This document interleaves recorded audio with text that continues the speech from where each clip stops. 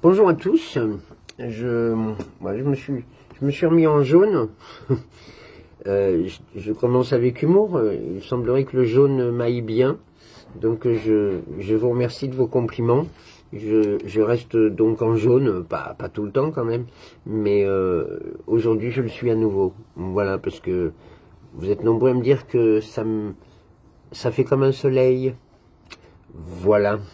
Je voudrais résumer dans cette vidéo ma situation exacte, parce que je vous oblige pas à regarder tous les épisodes, mais il semblerait qu'il y ait des gens qui rejoignent en cours de route et qui ne sont pas tout à fait au courant de certaines choses, dans le sens où oui, je refuse désormais absolument tout traitement chimique par l'intermédiaire de l'hôpital.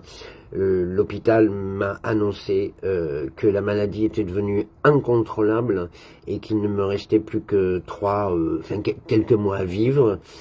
Si j'acceptais une chimio palliative, je dis bien palliative, donc servir de cobaye pour une nouvelle chimio qui vient de sortir, cela me rallongerait peut-être la vie de 6 mois, 1 an, mais ils n'en sont pas sûrs du tout, surtout qu'ils ne connaissent pas évidemment les effets secondaires, paraît-il, beaucoup plus conséquents de cette nouvelle chimio en test actuellement et qui vient des États-Unis.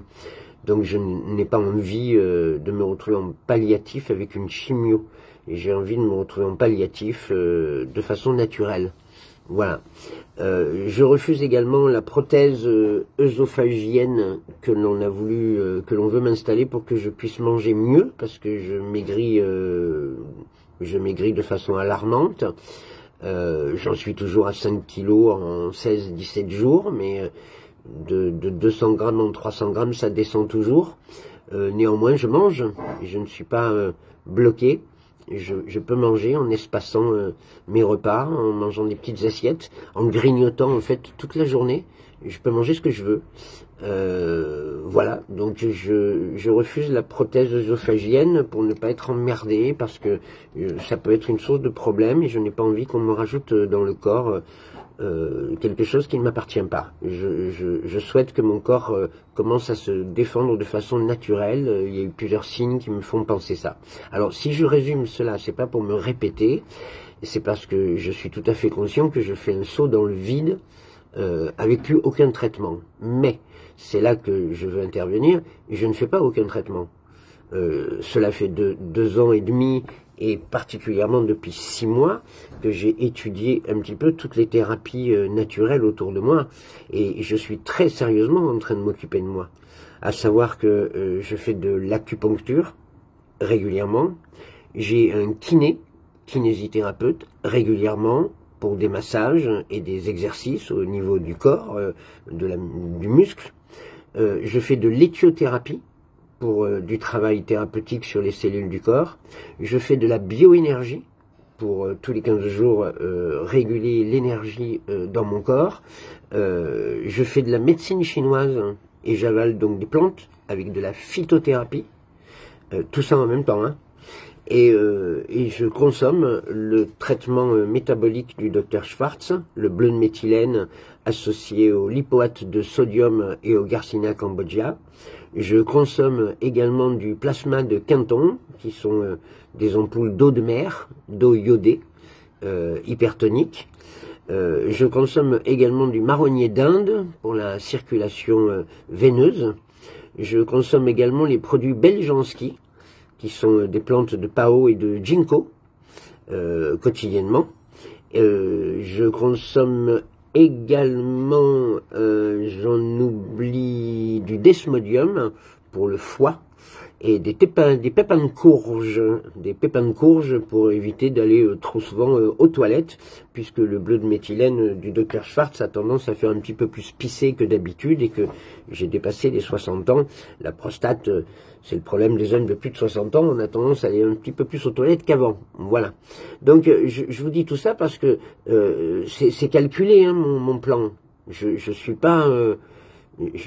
pas complètement faux, parce qu'il y a des gens qui me disent, oh là, vous arrêtez les traitements, hein, c'est dangereux, mais non, j'arrête ce qui est dégueulasse, j'arrête ce qui, je le sens, a failli me tuer avant, parce que j'ai bien senti ces derniers mois que si j'insistais sur la chimiothérapie et compagnie, je pouvais crever plutôt que prévu. Je sais qu'il y en a qui n'aiment pas hein, le terme crever. Il y a quelques-uns de vos commentaires qui disent « Monsieur, vous ne devriez pas dire crever, c'est pas très joli. » Mais là, à propos des traitements chimiques, oui, ce sont des traitements qui vous font crever. Je préfère employer ce terme-là. Alors que moi, j'ai décidé de... Si jamais je ne m'en sors pas, parce que vous savez que je suis dans une lutte d'espoir absolument incroyable, mais j'ai décidé de mourir de façon naturelle, en fait. Pas de crever. Voilà, pour faire la différence avec certaines remarques. Donc non, c'est pas un saut dans le vide, c'est pas du suicide. Je suis pas en train de sauter dans le vide de façon suicidaire. Je sais très bien ce que je fais. Voilà. S'ajoute à ça les méthodes de visualisation positive, s'ajoute à ça la méditation, la respiration, la foi, la croyance personnelle, le fait que je continue toutes mes activités tant que je peux. J'ai toujours des plans B, j'arrive à me faire remplacer quand je suis fatigué. C'est le cas aujourd'hui, je devais être sur un spectacle à Lyon aujourd'hui et je me fais remplacer parce que j'ai toujours des équipes de remplacement et des amis sur place, heureusement, et tout le monde est solidaire. Mais je ne saute pas dans le vide de façon non réfléchie. Je tenais à le repréciser. Parce que c'est évident. Certains disent oui, mais vous avez l'air en super bonne santé dans vos vidéos, on n'a absolument pas l'impression que vous êtes malade et tout. C'est parce que je fais tout ça. De façon très sérieuse, avec des nouvelles thérapies. Je fais de l'EFT aussi, tenez, j'ai oublié. Je fais de l'EFT, des séances d'EFT.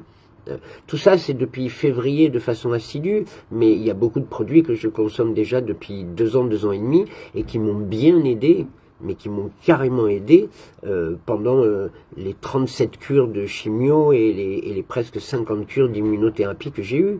C'est pour ça que j'ai les cheveux qui ne sont pas tombés. C'est pour ça que je continue à travailler entre mes chimios, que je n'ai pas arrêté. C'est pour ça que les effets secondaires, j'arrivais à les gérer sans trop de difficultés. C'est parce que je prenais tous ces produits en parallèle, hein, que je continue, que je n'arrête pas. Voilà, je me permettais de reclarifier la situation et de témoigner de cela, parce que si je réussis mon coup, mon plan, il est pas si naze que ça. Hein. Si je réussis mon coup, si au final, au fil des épisodes, ça va de mieux en mieux, vous le savez, on me fait transfusion de fer et peut-être transfusion de sang si c'est nécessaire pour redynamiser le corps. J'ai aussi des piqûres de PO, des piqûres de PO régulières pour réoxygéner les cellules et le sang, réalimenter les globules rouges qui sont en petit nombre actuellement. Il y a tout ça. C'est énorme. C'est énorme tout ce que je fais. C'est mon plan, c'est le plan que j'ai mis en route. Si ce plan fonctionne, je pourrais en témoigner. Je suis pas sûr que tout fonctionne, hein. Je suis pas sûr que dans les produits que je prends, tout fonctionne. C'est pour ça que quand gentiment vous me laissez des commentaires en me proposant telle cure, tel jeûne, ivermectine, tout ça, je me suis exprimé sur les vidéos précédentes sur tout ça. Je ne peux pas, parce que je peux pas tout prendre.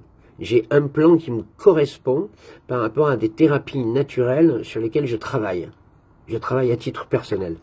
Donc je me suis mis en place un plan qui sied parfaitement à ma personnalité et à la manière dont j'avance dans mes thérapies naturelles avec l'éthiothérapeute, notamment avec la bioénergie et avec la médecine chinoise. Voilà, ça c'est des compléments psychologiques qui me font orienter mon plan de cette façon-là et ne pas aller chercher d'autres choses que ce que je fais actuellement, qui est déjà pas mal.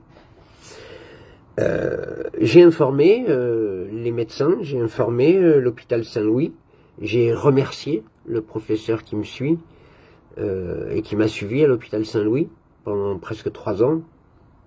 J'ai dit au revoir. J'ai dit au revoir en demandant d'être mis en contact avec le service palliatif pour en cas de problème. Je ne suis quand même pas dupe si jamais il y a des problèmes, si jamais ça marche pas, si jamais je sens que ça part en couille, pouvoir avoir un service palliatif, que ce soit à domicile ou en clinique, enfin pris en charge, et voilà, pour pouvoir partir tranquille si je dois partir tranquille, mais sans qu'on me force, sans souffrir, parce que je l'ai décidé. Je suis en train de régler une dernière étape, qui est une étape professionnelle, et qui est importante pour moi. C'est la suite de ce que j'ai mis en route, le HAS, l'école de l'humour et des arts soniques, qui va rentrer dans cette 10e année d'existence, qui a changé la vie de beaucoup d'humoristes et de gens qui sont passés par nous, qui continuent encore à changer la vie des gens, puisque nous ne cessons là, c'est notre fin de saison, nous présentons tous nos spectacles de fin d'année, et nous ne cessons de recevoir des lettres magnifiques d'artistes qui nous remercient de tout ce qu'on a fait pour eux et de la façon dont on a changé leur vie. Je ne voudrais pas que ça s'arrête. Mon rêve, c'est que ça continue. Donc je suis en train actuellement de chercher des solutions pour que tout continue de façon solide et dans la même âme que ce que j'ai créé. Tout continue sans moi, si ça doit continuer sans moi. Personne n'est irremplaçable. Donc je suis en train d'organiser cela avec Anne, ma femme. Nous sommes en train d'organiser le suivi, le fait que Candidator, notre concours national d'humoristes qui existe depuis 13 ans et qui a révélé beaucoup de vedettes actuelles, soit repris. Et le fait que l'école, le HAS, l'école de l'humour et des arts scéniques, soit repris également, mais en de bonnes mains, avec la même équipe qui continuerait mon rêve, puisqu'ils m'ont posé la question, est-ce que René Marc, ton rêve serait de continuer? J'ai dit oui, bien sûr que ce serait que ça continue. Évidemment, de continuer et que ça continue. Donc il me reste encore ça, sur le plan personnel, sur le plan familial, tout est réglé, vraiment. Je suis en paix avec absolument tout, les pardons, les moments d'amour que l'on se dit, les paroles, évidemment, plus le temps passe depuis cette fameuse annonce de fin de vie, ben, plus l'amour est fort, plus les paroles sont belles, et plus les pardons ont du poids. Je ne cesse de toute façon, à travers vos commentaires et à travers les gens que je continue de voir, volontairement à être très occupé. Je ne cesse de recevoir de l'amour tout le temps. Et je vous l'ai dit, comme en éthiothérapie, je travaille sur le fait que seul l'amour et le pardon peuvent guérir. Je suis toujours en plein dedans. Je ne déroge pas de cette ligne directrice. Donc oui, mon choix est organisé. L'espoir et le fait d'inverser le scénario est bel et bien présent. La bataille est toujours solide, et les façons de s'y prendre sont devenues plus profondes, parce que plus proches du spirituel, de l'âme, moins dans... J'ai eu une conversation avec une ex-infirmière qui m'a contacté pour un podcast que j'ai accepté de faire, une chaîne YouTube qui s'est créée parce que j'ai trouvé que la démarche était chouette. Ils ont suivi mes vidéos et cette dame m'a contacté en tant qu'ex-infirmière pour me dire qu'elles avaient mis au point avec des amies aides-soignantes une nouvelle chaîne YouTube pour aider les malades, et elles m'ont demandé si je voulais bien témoigner. J'ai accepté parce que je n'accepte pas, on me contacte pour faire des émissions de radio, des machins, etc. Je ne fais pas de promo, je ne suis pas en train de faire de la promo, je n'ai pas envie de faire la promo pour moi. Mais dès que la démarche me paraît aller dans le sens de mon journal de bord sur YouTube, j'accepte. Et je dis ça parce que c'est complètement dans la démarche d'amour et de partage et de pardon, et si ça peut aider, c'est le fait d'ouvrir et d'aller vers les choses, d'aller vers les gens. Je reçois aussi les choses qui viennent à moi, j'y réponds, et je m'ouvre aussi totalement à ces nouvelles rencontres et à ce qui peut en découler. c'est très important ça au niveau des cellules, au niveau de ce que je dois affronter, de ce que je suis en train d'affronter, c'est très important. Donc vous voyez, il y a toute cette démarche spirituelle et cette ouverture vers les opportunités susceptibles d'amener toujours plus d'amour et de pardon. C'est tout un chemin encore, il n'est pas fini. Et c'est pas en 3 semaines, puisque mon journal de bord a démarré il y a un petit peu plus de 3 semaines maintenant, c'est pas en 3 semaines que mes cellules vont guérir. Il va falloir peut-être du temps, beaucoup de temps, mais le chemin que je suis en train de choisir me paraît le bon, et en tout cas me paraît une solution. Je prouverai en temps et en heure si cette solution est la bonne ou pas, si je m'y suis bien pris ou pas, si c'est efficace ou pas. En attendant, je suis toujours là. Apparemment, je suis beau en jaune et il n'y a rien qui semble, dans mon état actuel, annoncer un déclin au risque de décevoir les voyeurs, un déclin immédiat. Je dis ça parce que je me suis baladé sur YouTube. Je ne suis pas le seul à faire des choses sur les fins de vie. Et je vois des mises en scène terribles. J'ai vu des vidéos de gens qui témoignent et qui partagent leur fin de vie, mais qui se mettent en scène dans leur lit d'hôpital avec des perfusions, enfin qui mettent en scène leur mal-être, qui mettent en scène leur fin de vie, leur mort. C'est terrible parce que oui, là on est en plein voyeurisme. Moi, vous savez, je me suis aussi interrogé là-dessus. Dès le 2e épisode, je me suis interrogé parce que le 1er épisode, vous le savez, a eu tellement d'impact, a tout mis en route, que dès le 2e, je me suis intéressé sur le voyeurisme de la situation. Et il est hors de question que je me filme et que je vous parle dans mon lit d'hôpital avec des perfusions. Enfin, j'ai vu des témoignages de gens qui sont en train de mourir et qui sont complètement qui sont déjà des zombies et des morts-vivants sur l'écran en train de parler. Ça me fait énormément plaisir quand vous me dites que j'ai l'air en pleine forme et que je suis beau. Je suis désolé, hein, c'est pas de l'ego ou quoi que ce soit, parce que ça fait partie de ma démarche. Je suis pas en train d'afficher un mal-être. Je suis en train de me battre et de témoigner sur une situation qui n'est pas banale. Qui est loin d'être banal, mais j'ai pas envie d'exploiter mon déclin et ma fin de vie. Oh là! Non mais c'est terrible ce que j'ai vu sur YouTube. Hein. C'est terrible. Il y a des témoignages qui sont complètement mis en scène, qui sont complètement égocentriques, qui sont complètement horribles et qui n'ont aucun sens, qui ne vous amènent rien en dehors du fait de créer l'addiction.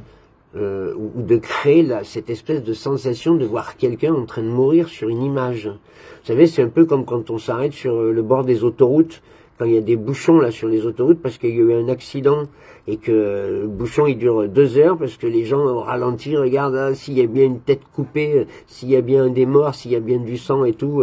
Ça me donne cette impression-là. Je trouve ça affreux, ça me débecte. Donc peut-être que si vous êtes de plus en plus nombreux à me suivre, c'est parce que ma démarche est saine et n'a rien de malsain. C'est ce que j'en déduis. Parce que je vous parle le plus naturellement du monde et que je ne suis pas en train d'exploiter une misère. Je suis pas en train de faire pitié, quoi. Enfin, j'espère. Enfin, oui, je le pense sincèrement. Vu les échanges que j'ai avec vous, je le pense sincèrement. Nous sommes dans un échange humain, nous sommes dans un rapport sain. Et j'y tiens absolument, c'est le fil que je tiens à garder profondément. Voilà. Alors, je me suis exprimé avec un petit peu de véhémence, excusez-moi, mais voilà, j'ai vu plusieurs trucs sur YouTube qui m'ont un petit peu mis hors de moi, donc je m'exprime aussi là-dessus et c'est mon droit le plus absolu. En attendant, bah, écoutez, merci, je ne resterai pas en jaune tout le temps, il faut que je lave ma chemise aussi. Je garde mon humour, je garde mon sourire, je vous aime énormément et en fait je suis très fier de tout ce qui se passe et de tout ce que je fais. Je suis fier des gens qui rentrent en contact avec moi et je suis fier des choses qui se mettent en route autour pour pouvoir témoigner, pour pouvoir exister, pour pouvoir me déplacer, pour pouvoir aider. je suis très content d'avoir de m'être lancé dans cette aventure qui, encore une fois, va où elle ira. J'en sais rien, vous savez très bien que j'en sais rien. Je vous embrasse et je vous dis à demain.